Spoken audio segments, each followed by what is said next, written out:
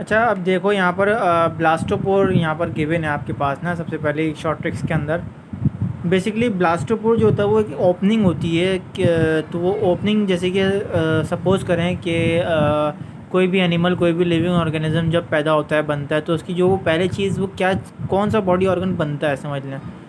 सही है, ये इस तरह से आप इसको सपोज़ करें। अब देखें यहाँ पर प्लास्टोमेटा, प्लास्टोमेटा जो है वो उसका पहला जो चीज़ है वो माउथ बन रही होती है। उसकी एग्जांपल आपके सामने मौजूद है, एनिलेडा, मोलस्का, आर्थ्रोपोडा, ये तीनों एग्जांपल पूछी जाती हैं एमसीक्यूज़ के तौर पे। इसी तरीके से दूसरी जो ओपनिंग है हमारे पास है वो है ड्यूट्रोस्टोमेटा, जो कि माउथ और एनस दोनों उसके अंदर होते हैं। एग्जाम्पल के तौर पे एक्नोडर्माटा, कॉर्डाटा मैन वगैरह ना, कॉर्डाटा मैन की इसमें आता है। सही है, तो ये तमाम जो है आपके पास मौजूद हैं।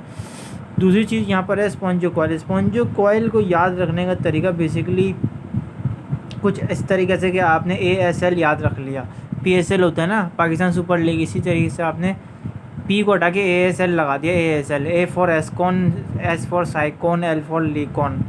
तो बेसिकली स्पॉन्जोकॉइल की ये 3 टाइप्स होती हैं, और एस्कॉन टाइप के अंदर सिर्फ और सिर्फ प्राइमरी चैम्बर पाए जाते हैं, साइकॉन के अंदर सेकेंडरी, और लीकॉन के अंदर दोनों सेकेंडरी और टर्शियरी दोनों। अब देखो यहाँ प्राइमरी चैम्बर कैसे होते हैं, देखो ये समझ लो ये प्राइमरी है। सही है, ये क्या है, ये एक प्राइमरी है, प्राइमरी चैम्बर है एस्कॉन टैप के अंदर। ये जो है, अब मैं आपको बताऊँ, ये हो गया सेकेंडरी। ठीक है, इसके अंदर 2 ब्रांच निकल गई, ये हो गया सेकेंडरी। अब ये लीकॉन किस तरह होता है, देखो लीकॉन की जिस टाइप का बना हुआ होता है, ये जो है वो उसकी सेकेंडरी ब्रांच निकली, सेकेंडरी से टर्शियरी ब्रांच निकल ली है, इससे भी टर्शियरी ब्रांच निकल ली है।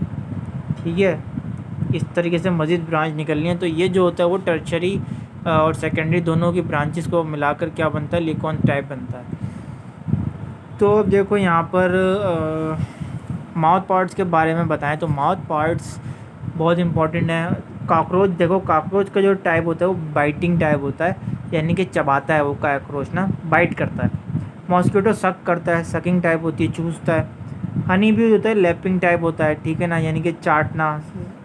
ठीक है, चाटना, शहद को चाटते नहीं है, इस तरीके से जो है वो हनी भी है वो लैपिंग करती है।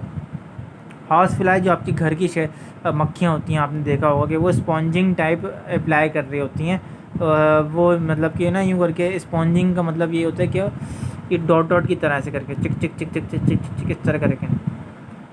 तो अब देखो यहाँ पर बटरफ्लाई जो होती है वो स्पॉन्जिंग टाइप जो होती है वो इसकी होती है।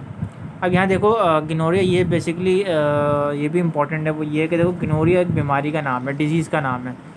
तो गिनोरिया जो है वो किस वायरस से होता है, तो वो एक नेज़ेरिया का वायरस होता है, उससे जो होता है वो गिनोरिया की बीमारी होती है, और ये काफ़ी दफ़ा MCQs में आ चुकी है। पूछ लिया जाता है कि बताएं गिनोरिया के अंदर कौन सा वायरस होता है, तो आपको पता होना चाहिए नाइजीरिया का वायरस होता है। इसी तरीके से साइफिलिस के अंदर ट्राइपोनीमा पैलेडम का वायरस मौजूद होता है, और इसी तरीके से इसके अंदर जेनिटल हर्पिस के अंदर हर्पिस सिम्प्लिस का वायरस मौजूद होता है। तो ये तीनों चीज़ें आपको याद रखनी है। देखो सबसे इम्पॉर्टेंट टॉपिक वही है मेंस्ट्रुअल साइकिल। सही है, ये तो भाई बहुत ही इंपॉर्टेंट चीज़ है, और ये बच्चों को समझ में नहीं आता। देखो यहाँ पर शॉर्ट ट्रिक के ज़रिए मैं समझाऊंगा, बहुत ही ईजी है। देखो मेंस्ट्रुअल साइकिल के अंदर पूछा जाएगा, आपकी एक एक चीज़ पूछ ली जाएगी जो जो लिखी है। तो देखो सबसे पहले आपको एक ये ट्रिक याद रखनी है, एम फुल। सही है, एम फुल का मतलब क्या होता है, देखो एम फुल का मतलब ये है, इस तरीके से। एम माने menstrual phase, M for follicle phase, O for ovulation phase, L for luteinizing phase. ठीक है, अब देखो यहाँ पर एम फेस के अंदर क्या होता है, देखो एम फेस के अंदर ये क्या है, ये जो नंबर लिखे हैं वो डेज़ हैं बेसिकली ना, डे हैं, ये मैं लिख देता हूँ डेज़। ठीक है, ये क्या है, डेज़ हैं। तो ये देखो यहाँ पर डेज़ हैं, और एम फेस के अंदर 1 से 5 दिन तक क्या होता है, यहाँ पर पहले फॉलिकल बन रहे होते हैं, फॉलिकल सेल्स बन रहे होते हैं इधर। एफ फेस के अंदर 6 से 12 डेज़ के दरमियान ग्रेफिन फॉलिकल बन चुके होते हैं। ये जो फॉलिकल होते हैं वो क्या, ग्रेफिकन फॉलिकल बन चुके होते हैं। और ये किस तरह बनते हैं, कोई ना कोई तो हार्मोन यहाँ पर मौजूद होगा जब भी तो बनेंगे। तो यहाँ पर एस्ट्रोजन नाम का जो हार्मोन है, जो कि फीमेल के अंदर बहुत कॉमन पाया जाता है, ये एस्ट्रोजन नाम का हार्मोन ये क्या करता है, एफएसएच यानी फॉलिकल स्टिमुलेटिंग हार्मोन को एक्टिवेट करवाता था इस फेज़ के अंदर, और जब ये फिर किस में मदद करते हैं, ग्राफिकन फॉलिकल बनने में मदद करते हैं। अब ओ फेज़ के अंदर क्या होता है, ओ फेज़ के अंदर जो होता है वो 13 डेज से लेकर 15 डे तक। तो ये नंबर आपको नंबर देखो एमसीक्यूज़ में पूछे जाएंगे कि 13 से लेकर 15 डे तक कौन सा फेज़ होता है, तो आपको पता होना चाहिए ओव्यूलेशन फेज़ होता है। इसी तरीके से पूछ लिया जाएगा 16 से लेकर 28 डे तक कौन सा फेज़ होता है, तो आपको पता होना चाहिए एल फेज़ होता है। या ये डेज पूछ ले जाते हैं, ठीक है, या फिर इसके ये नाम पूछ ले जाते हैं कि फॉलिकल सेल्स बताएं किन फेज़ के अंदर होता है या किन डेज़ के अंदर होता है। तो आपको ये चीज़ें याद होनी चाहिए जब भी आप बता सकते हैं।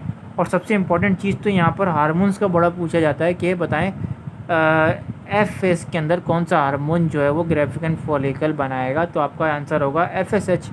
और इस तरीके से पूछा जाएगा कि उस एफएसएच को कौन एक्टिवेट कराएगा, कौन सा हार्मोन एक्टिवेट कराएगा, तो आपका आंसर होगा एस्ट्रोजन एक्टिवेट कराएगा।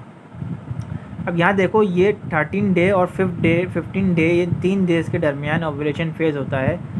और ओव्यूलेशन फेज़ बेसिकली होता है कि ओवरी से अंडा जो होता है वो बेसिकली बाहर आ जाता है, ठीक है, जो एग होता है वो बाहर आ जाता है ओवरी के बाहर। तो वो किस तरह होता है, देखो ये एस्ट्रोजन जो है वो, फिर एस्ट्रोजन जो है वो ल्यूटेनाइजिंग हार्मोन को जो है वो एक्टिवेट करता है, और ये जो एक्टिवेट करता है इसकी मदद से जो है वो ओव्यूलेशन परफॉर्म हो रहा होता है। अब क्या होता है भैया, यहाँ पर एल फेज़ आ जाता है। तो एल फेज़ जो होता है वो 16 से लेकर 28 डेज़ तक ये इनके दरमियान जो होता है वो क्या बन जाता है, कॉर्पस ल्यूटियम बन जाता है। ये ग्राफिकन फॉलिकल जो होते हैं वो कॉर्पस ल्यूटियम बन जाता है। और याद रखें कि पेपर में कॉर्पस ल्यूटियम का कलर पूछा जाता है, तो कॉर्पस ल्यूटियम का जो कलर होता है वो येलोश होता है, येलो, ठीक है। तो ये कौन बनाता है बेसिकली, इसके अंदर कौन सा हार्मोन होगा भैया, तो इसके लिए जो होगा वो प्रोजेस्टेरोन हार्मोन जो होगा प्रोड्यूस करवाएगा ये कॉर्पस ल्यूटियम, ठीक है ना। ये भी इंपॉर्टेंट है, एमसीक्यूज़ में पूछा जाता है। तो ये जो चीज़ थी वो बहुत ही इजी करके मैंने आपको बताई है, उम्मीद है ये चीज़ तो आपको क्लियर हो गई होंगे, ठीक है ना। तो आपको ये भी पता होना चाहिए कि मेंस्ट्रुअल साइकिल जो होता है वो बेसिकली फ़ीमेल्स के अंदर होता है, ठीक है। और फीमेल्स जो होती हैं वो 28 डेज़ के बाद जो होती हैं वो एग उनके जो है वो वेजिना से बाहर आ रहा होता है, ठीक है। तो एज अ ब्लड की शक्ल में उनके जो है वो बाहर आ रहा होता है। तो ये वही फेज़ जो है वो हमने पढ़ी है पूरी की पूरी। तो अब देखो इसकी जो मैं डिटेल बताऊंगा, लेकिन आपको याद कितना करना है, पेपर में कितना आने वाला है, ये हार्मोन्स वगैरह याद कैसे करने हैं, वो सारी चीज़ें आपको ये पता होनी चाहिए। तो अब देखो नेक्स्ट चीज़ जो है वो नंबर ऑफ़ क्रोमोज़ोम, बहुत इम्पॉर्टेंट। पेनिसिलियम का आपको पता होना चाहिए 2 होते हैं इसके नंबर ऑफ़ क्रोमोज़ोम ना, यानी कि आप इस तरीके से समझ लें, ये जो है मैं पेयर नहीं बता रहा, इसका टोटल नंबर ऑफ़ क्रोमोज़ोम बता रहा हूँ। अब वुमेन जो कि बहुत ही कॉमन है, इसके 46 होते हैं। तो 46 अगर टोटल क्रोमोज़ोम होंगे तो इसका पेयर क्या होगा भैया, इसका पेयर आपको पता है कि अगर 46 हो रहे हैं तो इसका 23 जो होंगे उसके पेयर होंगे। तो पेयर आप खुद ही इस तरीके से निकाल लेगा हर किसी के, जैसे कि इसके 6 हैं तो ये इसके पेयर कितने होंगे, इसके जो होंगे वो 43, हाँ, इसके जो होंगे वो तकरीबन 3 के पेयर, 2 के बनेंगे, 3 पेयर होंगे इसके बेसिकली। क्योंकि ज़ाहिर सी बात है क्रोमोज़ोम जो होते हैं आपको ये पता होना चाहिए, क्रोमोज़ोम एक्स और वाई पे डिपेंड करते हैं। जैसे कि ये हो गया 1 क्रोमोज़ोम, ये हो गया 2 क्रोमोज़ोम, बीच में जो हो गया वो सेंट्रोमेर आ गया, ठीक है। तो ये दो बेसिकली पेयर बना रहे होते हैं। तो ये 6 के अंदर कितने, 3 पेयर हैं, 8 के अंदर कितने होंगे, 4 पेयर होंगे। इसी तरीके से आप यहाँ देख सकते हैं 14 के अंदर 7 पेयर होंगे, 26 के अंदर आपको पता है कितने पेयर होंगे, 46 के अंदर आप देखें 23 पेयर होंगे, इसी तरीके से 80 के अंदर 40 पेयर होंगे। तो जब आपको टोटल क्रोमोज़ोम याद हो जाएंगे तो ऑटोमेटिकली पेयर भी याद हो जाएंगे, सही है ना। तो यही जो है वो बहुत ही ईजी है, आप ये तमाम चीज़ें याद रख लें कि भैया ड्रोसोफिला। अच्छा ये मैं बताता चलूँ कि ड्रोसोफिला एक मक्खी का नाम होता है बेसिकली, ठीक है। ये एक हाउस फ्लाई होती है जिसके जो है वो कलर, आई का कलर जो होता है डिफरेंशिएट होती है। तो ये बड़ा इंपॉर्टेंट, ड्रोसोफिला का भी 8 होते हैं total number of chromosome. Frog के याद रख लें, शुगर कैन के याद रख लें, और फंड के याद रख लें। फंड तो भाई 1000 होते हैं इसके टोटल। तो अब यहाँ देखो ट्रांसपिरेशन बेसिकली एक जो होता है वो लॉस ऑफ वाटर होता है, ठीक है ना। तो ट्रांसपिरेशन की 3 टाइप्स होती हैं बेसिकली, ये पूछी जाती हैं, लेंटिकुलर, ट्रांसपरेशन, क्यूटिकल और स्टोमेटल। ठीक है, 3 टाइप होती हैं, पूछी जाती हैं कि कितनी टाइप्स होती हैं। तो 3 टाइप होती हैं ट्रांसपरेशन की। ट्रांसपरेशन बेसिकली जैसे कि मैं आपको बताता हूँ, ये पौधा है, ये आपका लीफ आ गया, सही है। तो ये आपका लीफ आ गया फॉर एग्जांपल। तो ये जो लीफ है ना, अब ये जो लीफ के अंदर अगर फॉर एग्जांपल वाटर ज़्यादा हो गया है, ठीक है, वाटर बहुत भर गया है इसके अंदर, तो अगर इसके अंदर वाटर ज़्यादा भर गया है और फॉर एग्जांपल गर्मी बहुत ज़्यादा है, हीट बहुत ज़्यादा है इन्वायरमेंट के इसके इर्द गिर्द, तो भैया अब ये क्या करेगा, अब ये ट्रांसपरेशन कराएगा in the form of vapours. ठीक है, वेपर्स की फॉर्म में। जब ये वेपर्स की फॉर्म में कराएगा तो वो ट्रांसपरेशन लाएगा। लेकिन अगर ये ड्रॉपलेट्स की फॉर्म में बाहर निकालेगा अपने तमाम वाटर, तो उसको हम कहते हैं गुटेशन। ठीक है, वो अलग चीज़ है, वो अलग प्रोसेस है और ये अलग प्रोसेस है। ठीक है, ये दोनों पॉइंट आपको क्लियर होने चाहिए।